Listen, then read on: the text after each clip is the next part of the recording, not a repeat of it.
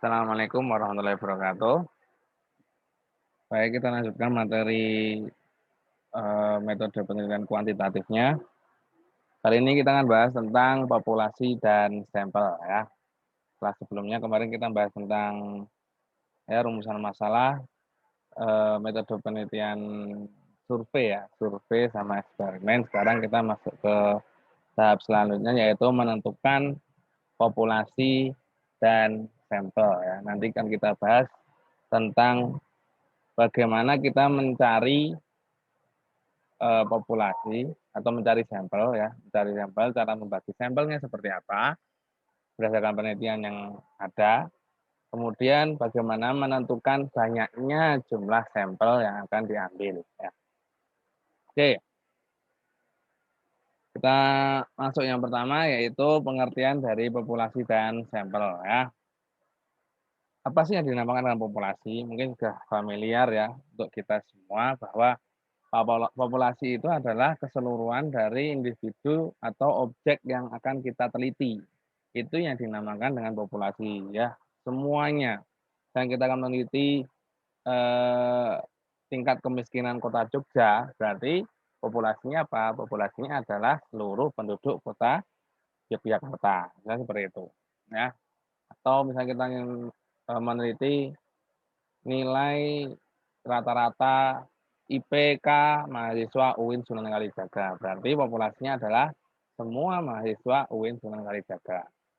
Atau kita ingin meneliti tentang pengaruh suatu objek, misalkan ya, pengaruh suatu bahan tentang kepuasan pelanggan. Jadi populasinya apa? Populasinya adalah semua pelanggan. Itu ya, ini seperti itu. Nah, kemudian sampel itu apa? Sampel itu adalah bagian dari populasi. Jadi karena ada kendala ya, karena kalau mau mengambil semua data dari populasi itu banyak keterbatasan, maka yang kita ambil adalah sampel. Ya. Sampel itu, jadi misalkan populasinya ada seperti ini, besar sekali, maka sampel itu adalah bagian dari populasi. Ya, bisa bagian yang bisa bagian kecilnya atau bisa bagian yang banyak, tergantung nanti proporsi atau banyaknya sampel yang akan kita ambil seperti apa. Nah, sampel itu biasanya diambil ya, kita mengambil sampel itu karena beberapa faktor. Biasanya itu karena keterbatasan dana, keterbatasan waktu, tenaga, dan ada juga kasus-kasus yang jumlah populasinya itu tidak kita ketahui berapa. Jadi kita mengambil yang namanya sampel, seperti itu. Nah, sampel yang kita ambil itu harus representatif dari populasi atau mewakili populasi. Ya, bagaimana sih contoh yang tidak mewakili? Ya, ada contoh yang tidak mewakili yang umum digunakan, ya, yaitu bagaimana jika ada orang buta, ada orang buta mau menggambarkan tentang gajah. Nah, ada beberapa orang buta mau menggambarkan tentang gajah, misalkan ya. Nah, yang tidak representasi itu satu orang megang badannya, ya. Oh, gajah itu ternyata seperti tembok besar, gitu ya. Nah, ada yang megang buntutnya. Oh, ternyata gajah itu seperti tali, buntutnya seperti tali. Ada yang megang kakinya. Oh, ternyata gajah itu seperti pohon, ya, besar, kuat, ke atas. Nah, itu yang tidak representatif. Jadi tidak bisa menggambarkan populasi yang secara umum ya, seperti itu. Jadi sampel itu harus representatif, ya, mewakili dari populasi, seperti itu. Nah, sekarang bagaimana sih cara kita mengambil sampel sih agar dia bisa representatif terhadap populasi ya. Nah, ada yang namanya teknik sampling. Teknik sampling itu adalah teknik bagaimana kita mengambil sampel ya. Yang kita bahas sekarang yaitu teknik bagaimana mengambil sampel ya. Ternyata ada dibagi menjadi dua, yaitu probability sampling yang pertama, dan yang kedua adalah non probability sampling. Probability sampling ada 4 jenis ya, ada simple random sampling, proportional stratified random sampling, disproportionate stratified random sampling, dan cluster sampling. Yang non probability sampling ini ada 6 ya. Ini ada sampling sistematis, kuota, sampling jenuh, snowball, dan lain sebagainya ya. Tentunya ada beberapa metode yang tidak masuk di sini, tapi secara umum adalah teknik sampling yang digunakan dalam penelitian itu dapat terwakili dari sini semua. Yang biasa digunakan itu ya teknik sampling ini. Oke, kita bahas yang pertama yang tentang probability sampling ya. Yang probability sampling itu adalah teknik pengambilan sampel yang memberikan peluang yang sama. Peluang yang sama. Kuncinya ini ya, peluang yang sama bagi setiap anggota populasi menjadi sampel. Jadi, semua anggota populasi itu berpeluang yang sama untuk menjadi sampel. Cirinya apa? Cirinya peluang yang sama itu dipilihnya secara acak. Acak itu diundi, ya, diundi ya. Dan kayak apa ya, undian itu kan yang benar berarti kan semuanya itu memiliki peluang atau kemungkinan terpilih menjadi sampel yang sama. Misalkan saya punya 1000 populasi, jumlahnya 1000, mau diambil 100. Saya acak itu ya. Dari 10 orang itu saya acak ambil 100. Gitu ya. Nah, yang pertama, teknik pengambilan samplingnya, yang probability sampling itu adalah simple random sampling. Ini yang paling sederhana ya. Yang paling sederhana yaitu ya udah dari semua populasi itu ya udah langsung diambil aja samplingnya berapa aja, saya acak. Misalkan seperti tadi, misalnya ada 1000 populasi ya. Misalkan atau satu kota Jogja semuanya. Nah, untuk kota Jogja kita harus tahu orang anggota populasinya itu siapa saja. Kemudian kita acak langsung ambil aja misalkan 100 orang. Langsung aja, langsung ambil 100 orang. Tidak membagi-bagi berdasarkan tempat, berdasarkan kerjaan dan lain sebagainya. Kita langsung aja sampel, acak. Nah, syarat yang harus ada ya jika kita mau menggunakan simple random sampling adalah populasinya itu harus homogen. Homogen itu apa? Homogen itu setipe ya, setipe atau sejenis, tidak heterogen begitu ya. Itu adalah simple random sampling. Jadi kita langsung aja ngacak dari jumlah populasinya berapa, diambil berapa sampel ya, acak. Kita baru bahas tentang teknik atau cara pengambilan sampel ya. Belum bahas tentang berapa jumlah sampel yang akan kita ambil. Itu nanti ya, nanti ada lagi. Yang kedua adalah proportionate stratified random sampling ya. Ini berdasarkan proporsi ya. Di strata ada, jadi samplingnya itu di strata atau dibagi-bagi berdasarkan strata ya. Kemudian kita ambil ya berdasarkan proporsi yang ada. Bila itu populasinya itu tidak homogen, kalau tadi kan harus homogen, kalau sekarang tidak homogen dan berstrata secara proporsional ya. Nah, pemilihannya itu berdasarkan proporsi setiap elemen. Nah, ini ada rumusnya ya, rumusnya untuk rumus sedikit lah ya. Jadi rumusnya adalah sampel yang akan diambil ya, total sampel yang akan diambil dibagi dengan total populasi dikalikan dengan jumlah populasi setiap strata. Contohnya seperti ini. Kita akan melakukan penelitian, ya, contohnya ya, kita akan melakukan penelitian di suatu desa. Nah, di desa itu ternyata terdapat 1000 kepala keluarga dengan pekerjaan yang berbeda-beda ya. Ya, jadi kan ada suatu desa, ternyata kita ingin melakukan penelitian di sana yang berpengaruh tentang pekerjaan, misalkan pekerjaan dari kepala keluarganya itu.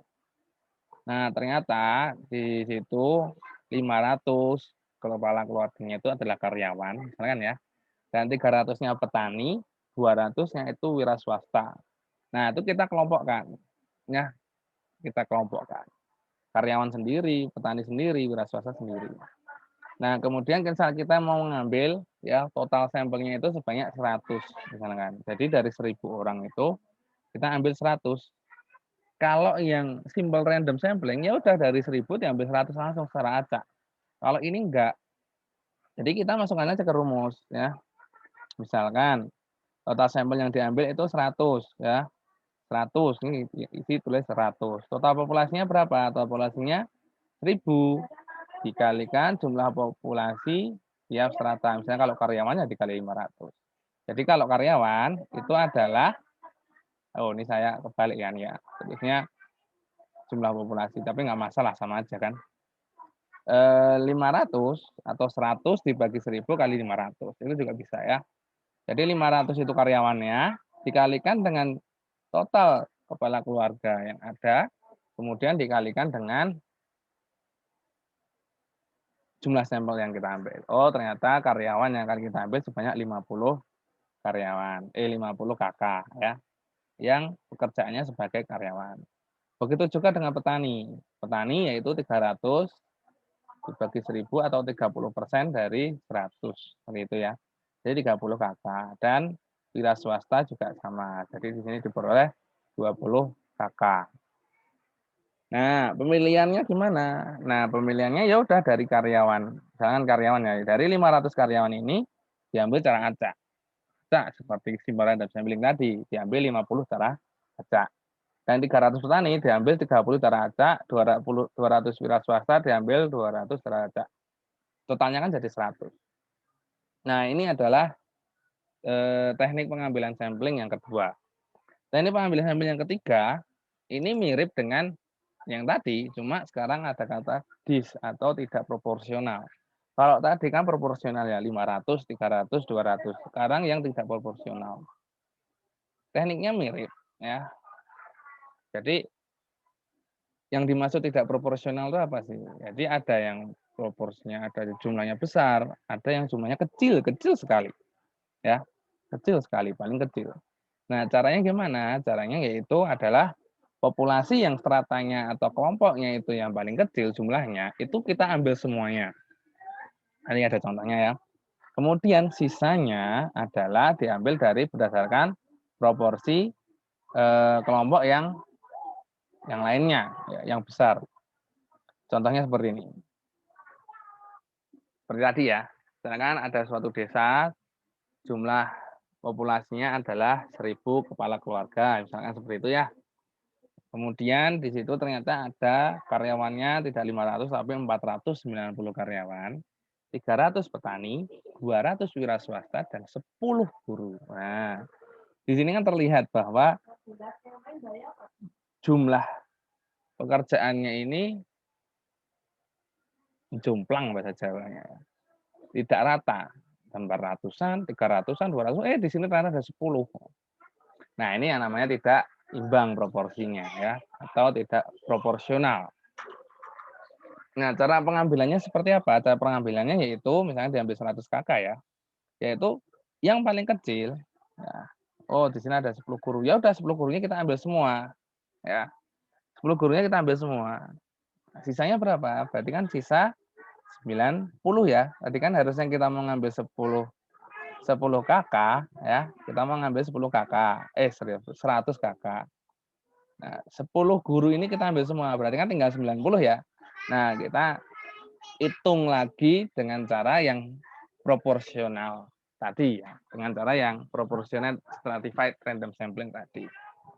Yaitu gimana? Ya udah jumlah karyawannya berapa? 490 dibagi total populasinya 1.000, kemudian dikalikan sampel yang akan kita ambil. Nah, tadi kan kita mengambil 100, 10-nya sudah diambil untuk guru, tinggal 90. Berarti dikalikan 90.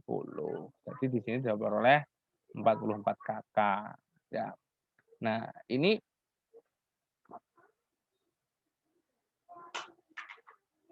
ada koma-komanya ya? Koma-komanya ya? Ada ya, ada koma-komanya, tapi dibulatkan jadi 44 kakak. Begitu juga dengan petani, ya. Petani 300 kali 90 bagi 1.000, jadi 27 kakak. Wira swasta juga sama. Nah, itu adalah contoh dari pengambilan sampling ya, teknik pengambilan sampling yang ketiga ya, yang tidak proporsional ya. Strata yang tidak proporsional. Yang keempat adalah cluster sampling ya. Teknik pengambilan sampling yang berklaster. Cluster itu apa sih? Berbeda ya, tiap misalkan berdasarkan area yang berbeda. Kalau tadi itu objeknya yang berbeda, sekarang tempatnya yang berbeda atau wilayahnya ya. Misalkan di DIY kita mau mengambil penelitian untuk daerah DIY misalkan. Di DIY kan ada kabupaten dan kota. Nah, seperti itu, kabupaten kota. Jadi kita di klaster ya, klaster kota, klaster kabupaten. Seperti itulah. Ini seperti itu. Nah, pemilihan sampelnya dilakukan dengan 2 tahap di sini. Yang pertama adalah tentukan daerah yang akan menjadi sampel ya, seperti tadi. Daerah kota dan kabupaten misalkan, kabupaten dan kota atau perdesaan dengan perkotaan. Kenapa kok harus dibedakan? Karena kalau di tempat yang berbeda biasanya tipikal orang-orangnya itu juga berbeda. Seperti penghasilan orang kota dengan orang desa itu tentu akan berbeda. Atau misalkan tingkat kemiskinan orang kota dengan tingkat kemiskinan orang desa itu berbeda. Misalkan desa atau kota. Begitu juga dengan yang lain ya. Nah, kemudian setelah kita bagi ya menjadi beberapa kelompok daerah, kemudian kita pilih sampel dari setiap daerah. Nah, menggunakan rumus yang stratified tadi. Ya. Nah, contoh seperti ini. Kita akan melakukan penelitian untuk kota Yogyakarta. Ini kita mau melakukan penelitian untuk kota Yogyakarta saja ya. Misalkan kota Yogyakarta. Dan kota Yogyakarta itu ada 14 kecamatan. Kalau kita langsung acak, enggak kan ya. Langsung acak, bisa saja kan kalau Yogyakarta bisa saja langsung acak. Tapi kita ingin memfokuskan di beberapa kecamatan. Misalnya kita ingin mengambil 5 kecamatan ya. Jadi yang kita acak pertama itu adalah jumlah kecamatannya. Kecamatan A, B, C, D, E ada 14 kecamatan, kita ambil 5 kecamatan cara acak. Ya. 5 kecamatan cara acak. Kemudian dari 5 kecamatan itu dipilih ya, sudah kita pilih 5 kecamatan ya. Kemudian kita pilih lagi menggunakan metode stratified random ya tadi ya. Berdasarkan strata ya, strata tadi ya, jumlah kecamatan A berapa, B berapa, C berapa, D berapa, E berapa, kita mau ngambil sampel berapa, nah berdasarkan proporsinya. Itu bisa dilakukan seperti itu ya.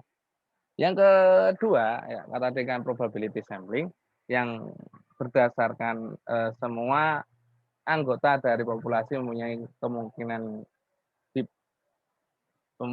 sama untuk menjadi sampel. Kalau sekarang yang non probability sampling berarti peluangnya itu tidak sama untuk setiap populasi ya. Jadi kalau tadi secara acak ya, kalau ini tidak secara acak.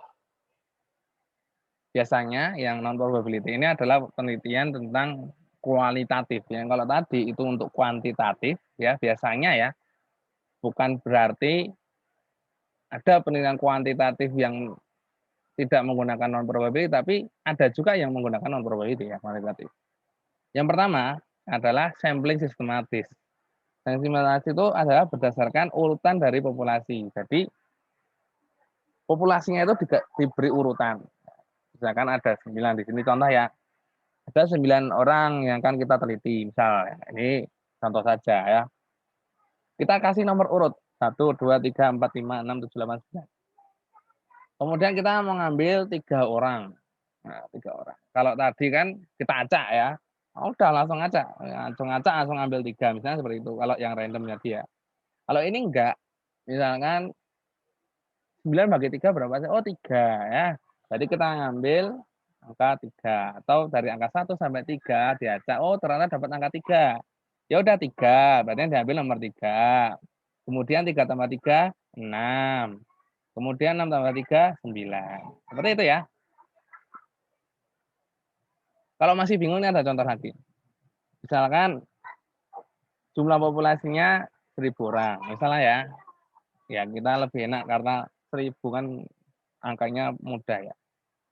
Misalkan Kita mau melakukan penelitian dengan jumlah populasinya 1.000 orang. Kemudian kita mau ngambil sampel sebanyak 100 orang dengan cara sampling sistematis. Nah, caranya yang pertama adalah dari 1.000 orang itu kita beri nomor urut. Nomor urut dari angka 1 sampai 1.000. Ngurutinya gimana itu terserah kalian. Ya, terserah dari peneliti. Bisa berdasarkan nomor rumah atau gimana ya, atau tingkat penghasilan terserah ya. Itu terserah peneliti. Kemudian setelah kita beri nomor urut dari setiap populasi, kita tentukan dulu kelompoknya ya. Jadi kita tentukan jumlah anggota setiap kelompok. Caranya gimana? Caranya gampang aja ya, jumlah populasi dibagi dengan jumlah sampel. 1.000 dibagi dengan 100. Oh, 10 ya. 10 orang. Berarti setiap kelompok itu nanti ada 10 orang. Kalau ini 9 dibagi 3 kan? 9 populasi dibagi 3 sampel, berarti setiap kelompok ada 3 orang. Kalau ini setiap kelompok ada 10 orang. Kemudian karena itu ada 10 ya, jumlah setiap kelompoknya itu 10, maka kita acak 1 sampai 10. Serah, acak aja. Angka 1 sampai angka 10. Bisa dapat angka 1, bisa dapat angka 2. Misal ya, misal di sini diperoleh nomor 6 misalkan ya. Berarti sampel yang kita ambil adalah nomor populasi yang nomor 6, kemudian 6 tambah 10, 16, tambah 10, 26, tambah 10, 36, 46, dan seterusnya sampai 996. Kan seperti itu. Itu ya. Nah, penambahannya ini berapa? Kok ini kok bisa tambah 10 padahal ini tambah 3? Ya tergantung dengan jumlah anggota setiap kelompok. Ini ya. Kalau ini ternyata jumlah anggotanya itu 9 ya berarti selisihnya ini tambahnya tambah 9. Nah, kalau di sini 5 ya tambahnya tambah 5. Gitu ya. Itu adalah sampling sistematis. Yang kedua adalah sampling kuota. Nah, kuota ini ya yang namanya kuota ya berarti kan berdasarkan kuota ya. Jadi kita ingin mencari ya sampel ya, kalau misalkan 100 orang ya udah, kalau dapat 100 orang ya udah kita selesai untuk mengambil sampelnya. Tidak dibatasi dengan kita tidak ngacak ya. Ini biasanya dilakukan untuk penelitian yang kita nggak tahu jumlah populasinya berapa ya. Misalkan kita ingin melakukan penelitian tentang penilaian masyarakat terhadap pelayanan dalam urusan izin mendirikan bangunan. Ini biasanya di pemerintahan ya. Kita ingin melakukan penelitian ini. Kemudian kita ingin mengambil jumlah sampel sebanyak 100 orang misalkan ya. Ya udah, berarti setiap orang yang mengurus IMB ya, kita tidak mendata siapa saja yang mau mengurus. Tapi setiap orang yang mau mengurus IMB kita ambil datanya ya, kita tanyakan dan lain sebagainya sampai diperoleh 100 orang. Ya. Jadi kalau belum diperoleh 100 orang ya kita masih mengambil datanya karena target kita adalah 100 orang. Ya. Seperti itu. Nanti kalau udah sampai 100 orang ya udah kita selesai. Itu adalah mengambil sampelnya. Ini yang dinamakan sampling kuota. Jadi ketika sudah sampai kuotanya, ketika sampai jumlah sampel yang kita inginkan, ya udah kita selesai. Tapi kalau belum ya kita tetap mengambil data terus. Ini yang dinamakan sampling kuota.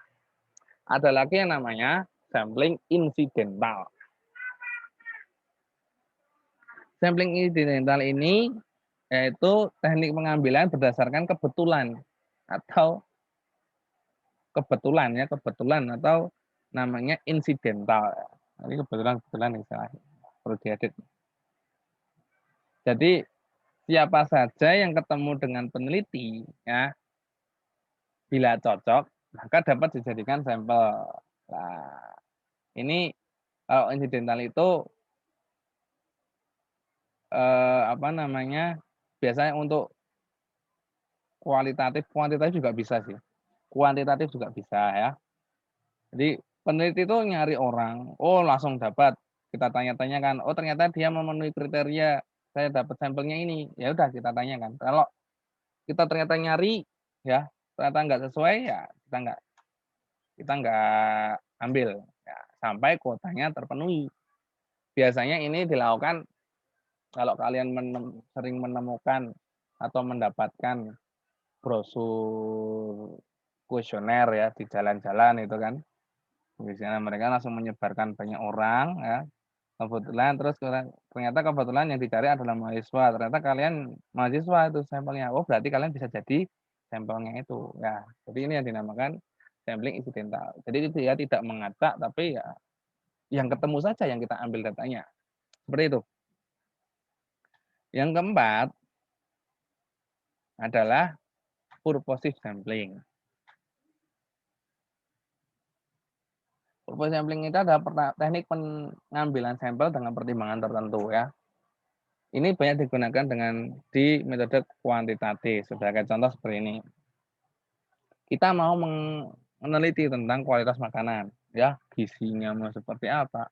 Maka sampel atau orang yang kita tanyakan, samplingnya itu adalah ahli gizi, bukan orang biasa ya. Atau kita ingin meneliti ya tentang kondisi politik tertentu ya di suatu daerah ya. Maka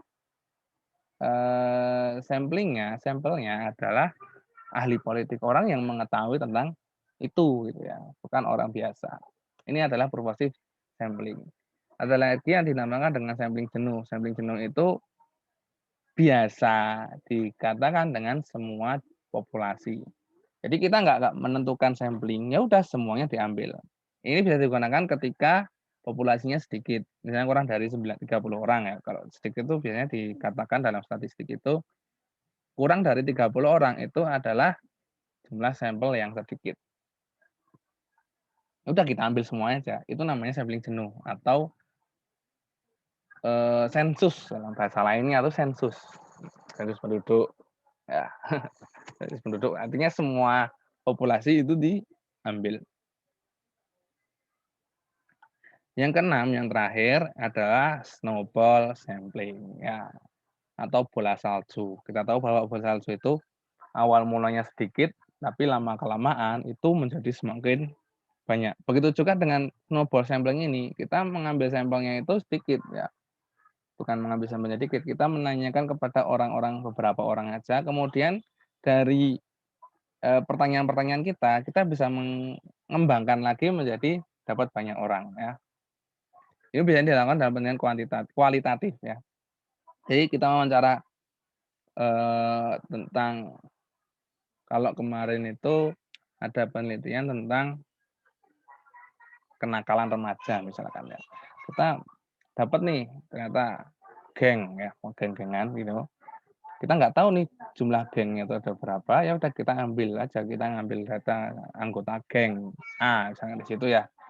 Terus kita tanyakan, tanya, kemudian di akhir pertanyaan kita tanya, kamu ada kenalan nggak untuk geng ini? Nah, ada kenalan nggak? Ya.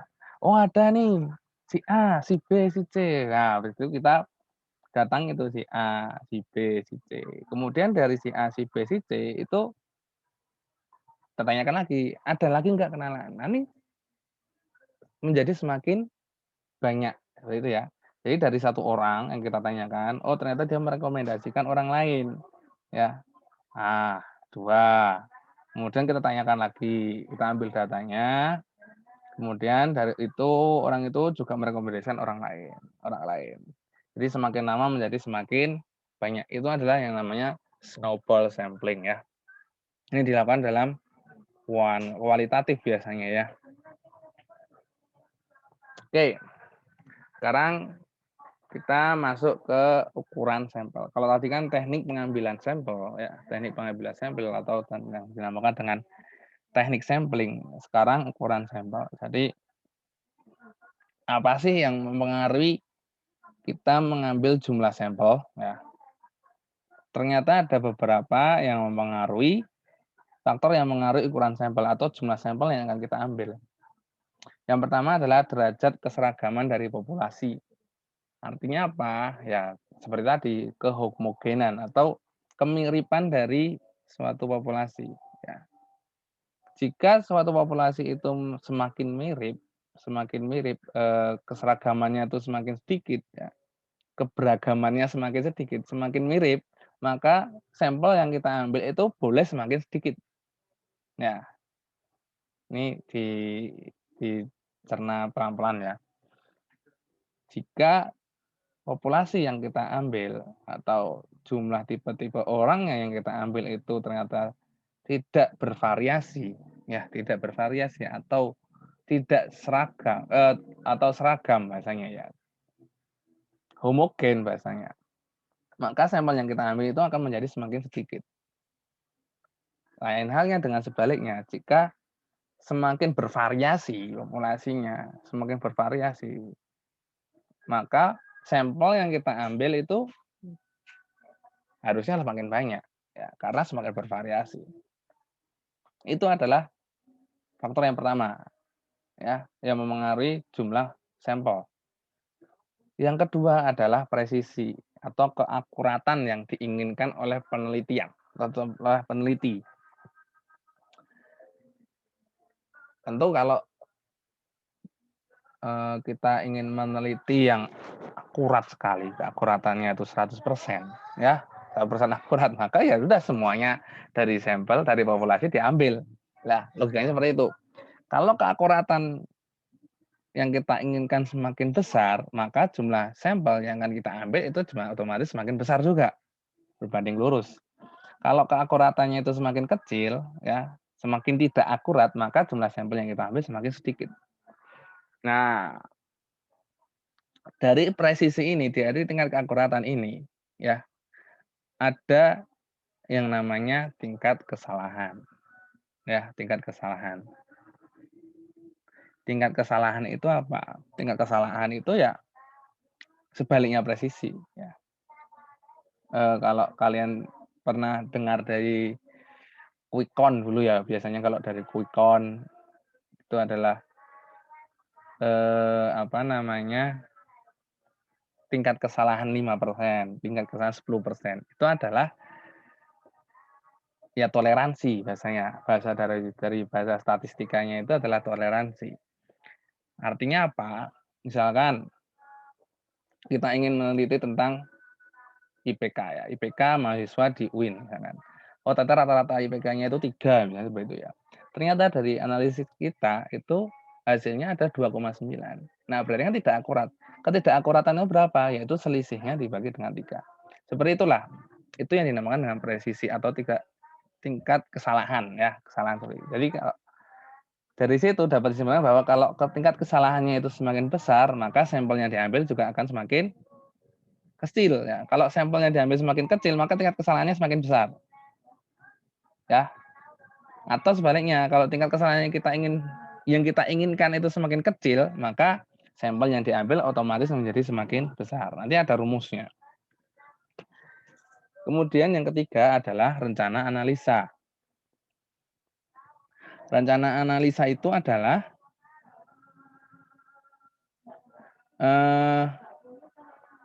kita ingin menganalisis tentang apa ya, rencana apa ya. Seperti tadi bahwa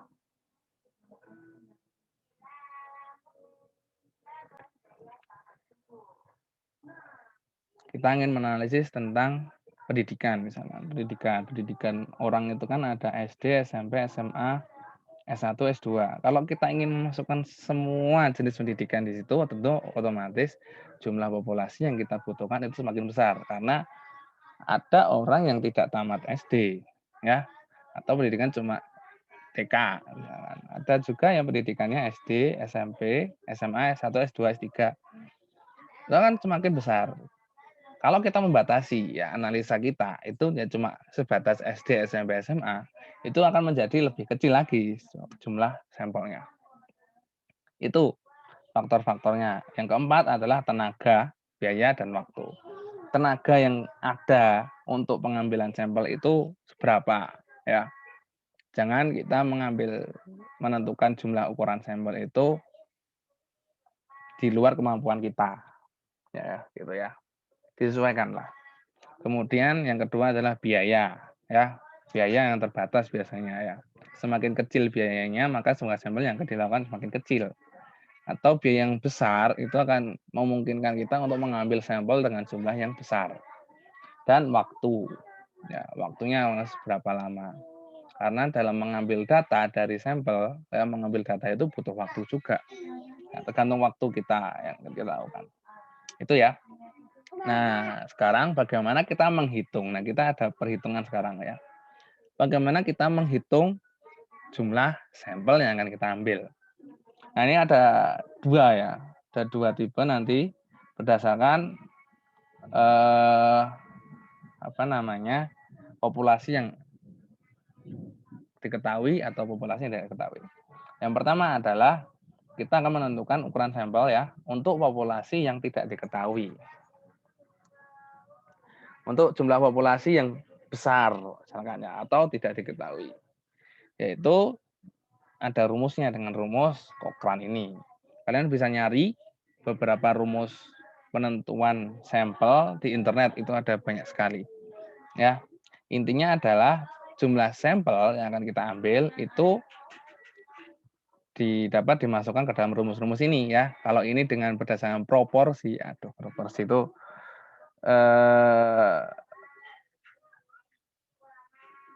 proporsi itu adalah ya proporsi dari yang kita ambil ya.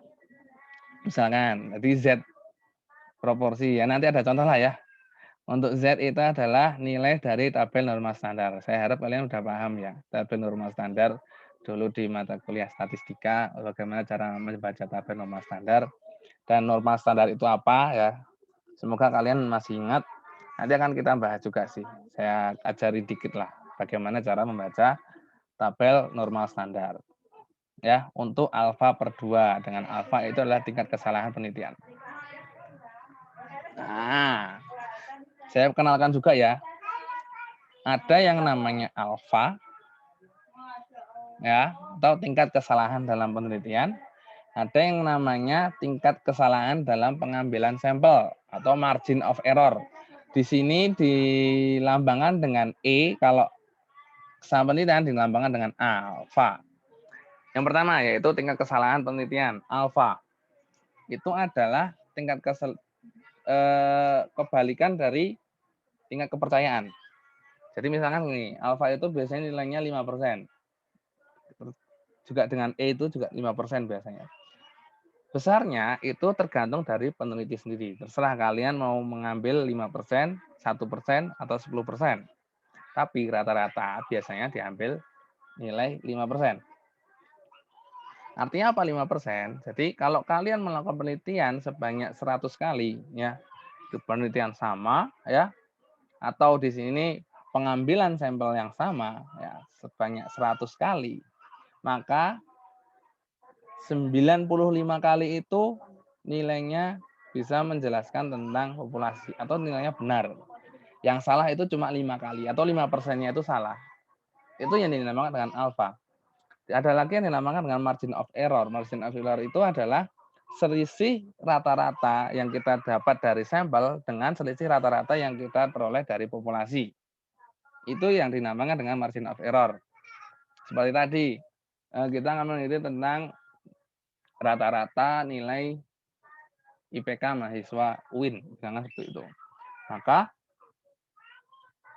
misalkan di kenyataan, ya, walaupun kita nggak tahu kenyataannya berapa, di kenyataan itu 3 misalkan, IPK-nya 3. Ternyata dari kita ambil dari sampel, IPK-nya itu adalah 2,9.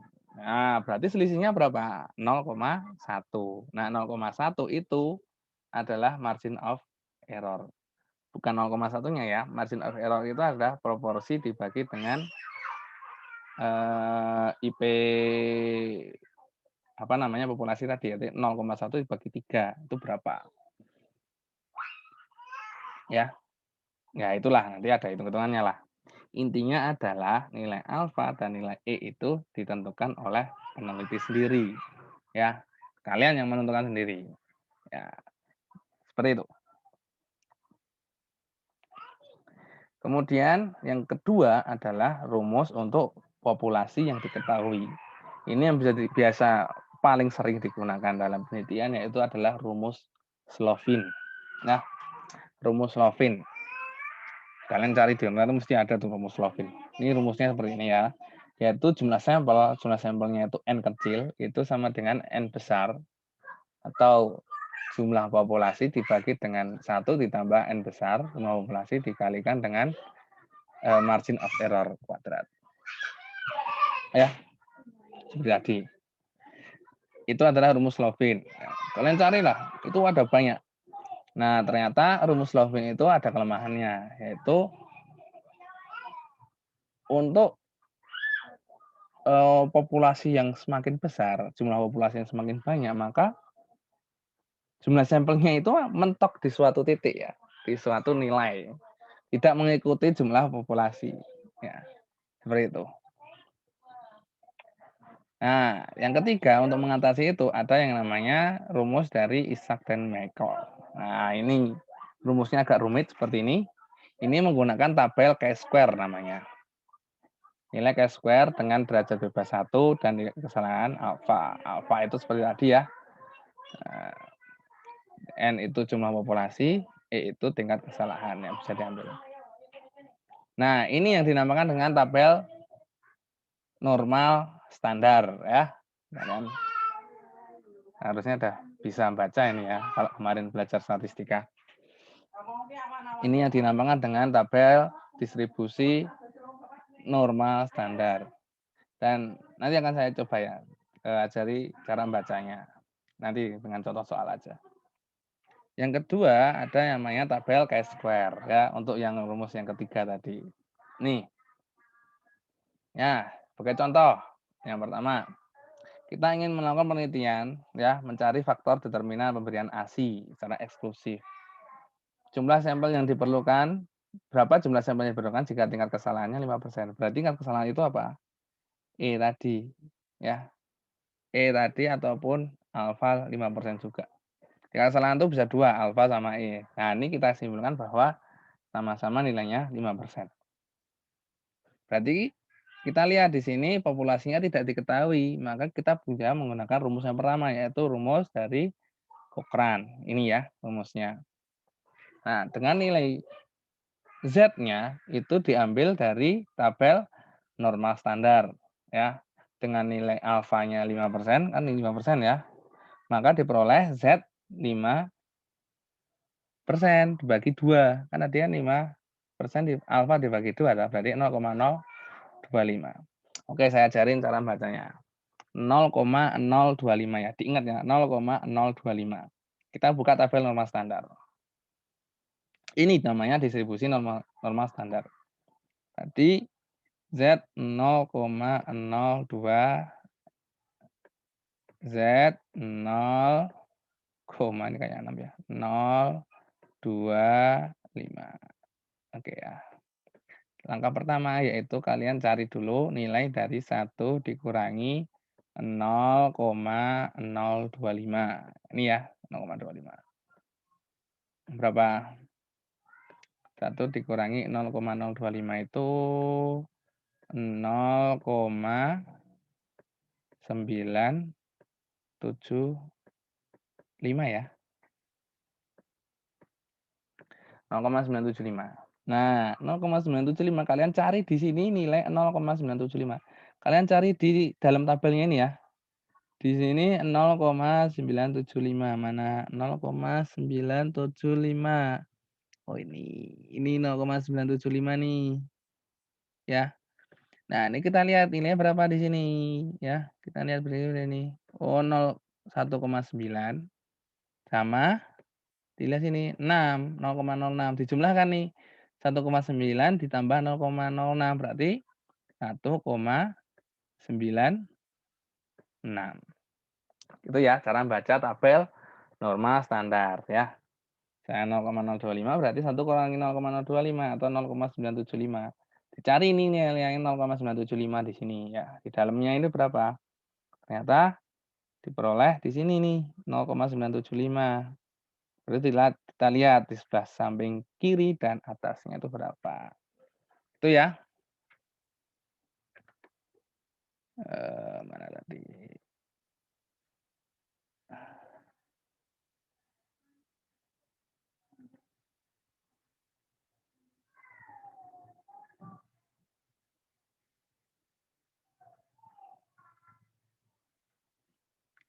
Oh, salah ini ya. Oh, presenter view nih. Head presenter view. Oke. Seperti itu ya.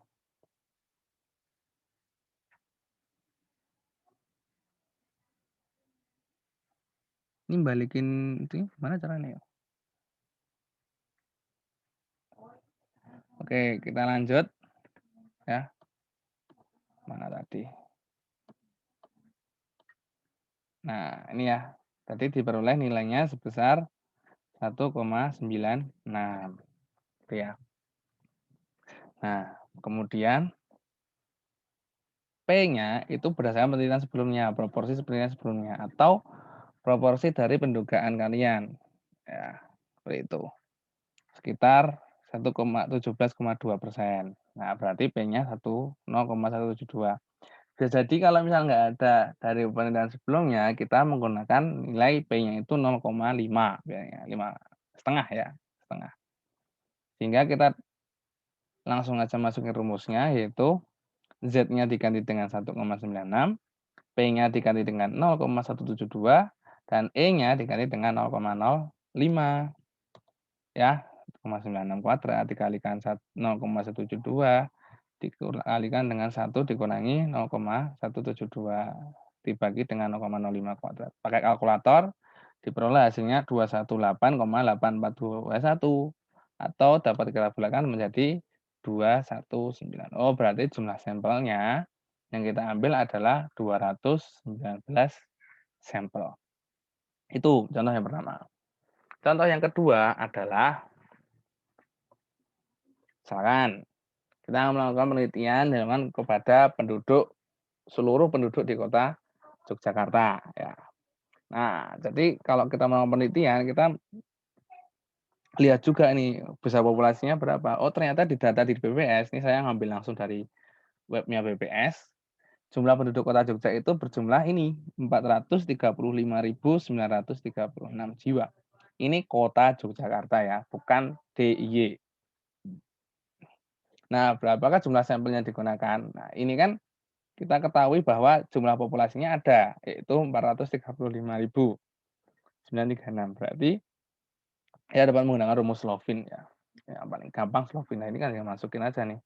N besarnya itu 435.936 ya. Dan E-nya 5%. Langsung aja masukin rumus ya. Hasilnya adalah 399,633. Atau dapat kita bulatkan menjadi 400 ya, atau 400. Nah, kekurangan dari Slovin adalah kita walaupun mempunyai jumlah populasi yang banyak, tapi tetap aja nih, kalau 5% nanti semakin mendekati ke angka 400 juga. Walaupun jumlah populasinya itu 1 juta, tapi sampelnya kalau misal E-nya 5%, tetap aja sampelnya itu tetap nilainya 400. Itu kalau kelemahan dari rumus Slovin. Nah, sehingga kita bisa menggunakan rumus yang ketiga ya. Sama ininya sama ya, 5% semua. Jumlah populasi sama, coba kita menggunakan rumus yang ketiga ya. Nah, rumusnya ini ya, dengan N besarnya itu, N kecil E-nya itu 5%, kita mengambil dari tabel chi-square. Ini saya ajari nih. Ya, kita ajari. Oh, bisa ternyata. Kita ajari cara membaca tabel chi-square dengan derajat kebebasannya 1 dan alfanya 5%. Kita cari. Derajat kebebasannya itu 1, DF, degree of freedom atau derajat kebebasan. Itu 1, alfanya 5%. Cari di sini alfa 5%. Oh, di sini alfa 5% nih. Berarti nilainya berapa nih? 3841 ya, 3,841. Berarti kita dapatkan rumus chi-square-nya adalah 3,841. Ini harusnya ada kuadrat nih ya. 3,841. Sehingga kita masukkan aja semuanya. Nah, P-nya itu sudah ketahui, maka P-nya diambil 0,5 ya. setengah. Kita ambil aja, masukin rumusnya semua itu. Diperoleh hasilnya 384. Ya, beda dikitnya dengan tadi yang 400. Oke, seperti itu ya. Kalau kalian masih bingung, karena ini agak sulit ya, agak susah, agak membutuhkan penalaran lebih, terutama ada banyak hitung-hitungannya, maka nanti kalau kalian bingung bisa tanyakan ke saya lewat WA atau di grup ya. Oke, untuk presensi pada materi minggu ini adalah ini ya, seperti biasa prinsipnya hampir sama. Ini. Oke, terima kasih banyak ya, kurang lebihnya mohon maaf. Kalau kalian masih belum paham bisa diulang-ulang lagi materinya ya, atau kalau kalian masih ingin mencari referensi yang lain, silakan cari di Google, banyak itu sekali ya. Banyak sekali itu materi-materi tentang menentukan ukuran sampel dan teknik sampling. Itu ya. Oke, terima kasih banyak, kurang lebihnya mohon maaf. Wassalamualaikum warahmatullahi wabarakatuh.